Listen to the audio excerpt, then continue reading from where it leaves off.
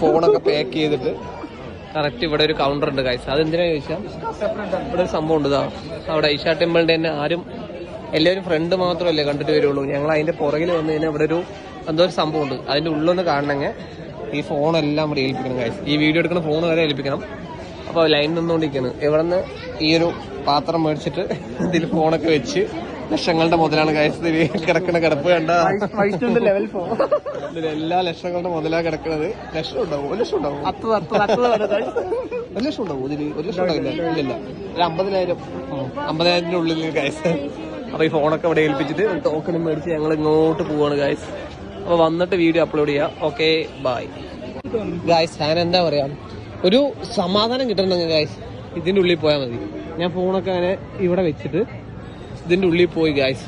എന്റെ പൊന്നു, ഞാൻ ഇതുവരെ ഇങ്ങനെ ഫസ്റ്റ് ടൈമാണ് ഇതിന്റെ ഉള്ളിലൊക്കെ പോയത്. ഒരു പീസ്ഫുൾ ഏരിയ എന്ന് പറയാലോ, ഒരു സമാധാനത്തിന്റെ ഒരു ഏരിയ ഗൈസ്.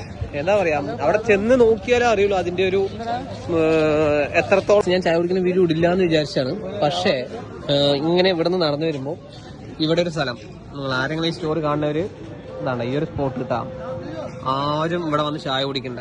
പക്ഷെ ചായക്ക് എന്താ പ്രത്യേകത എന്ന് ചോദിച്ചാൽ കണ്ട സാധനം സെറ്റാണ്. ഗ്ലാസ് ഒക്കെ മണ്ണും കൊണ്ട് ഉണ്ടാക്കിയ ഗ്ലാസ്, അതിൽ ചായ ഒഴിച്ചു തരും. ഇതിന്റെ പ്രത്യേകത എന്താ ചോദിച്ചാൽ ചായ ഫുള്ള് നനവ് വായിക്ക് പോകണം ഗൈസ്. ചായ നമ്മളെ മണ്ണ് വായിൻ്റെ ഉള്ളിലേക്ക് പോകണം ഗൈസ്. ഇതാണ്ട ചായ കുടിക്കുന്നതോറും മണ്ണ് അലിഞ്ഞുകൊണ്ടിരിക്കുകയാണ്. അതന്നെ ഒരു പ്രത്യേകതരം ടേസ്റ്റ്, വൃത്തിയായിട്ട ടേസ്റ്റ്, അത്രേ ഞാൻ പറയാനുള്ളൂ. ആരെങ്കിലും ഇതേ വരികയാണെന്ന് കുടിക്കുകയേ വേണ്ട. മണ്ണുകൊണ്ടുള്ള ഗ്ലാസ്സിൽ ചായ കുടിക്കേണ്ട ഗൈസ്. ഒരു കൗതുകം തോന്നി കുടിച്ചതാണ്. ഇത് കുടിക്കാൻ പറ്റാത്ത അവസ്ഥയായി. Okay bye. ശരിക്കും മൂഞ്ചിച്ചു ഗൈസ്. മഴ, അത് കാരണം ലൈറ്റ് ഇടില്ല പറഞ്ഞു ഗൈസ്. സീന് ശരിക്കും എല്ലാവർക്കും പണി കിട്ടി ഗൈസ്. എന്താ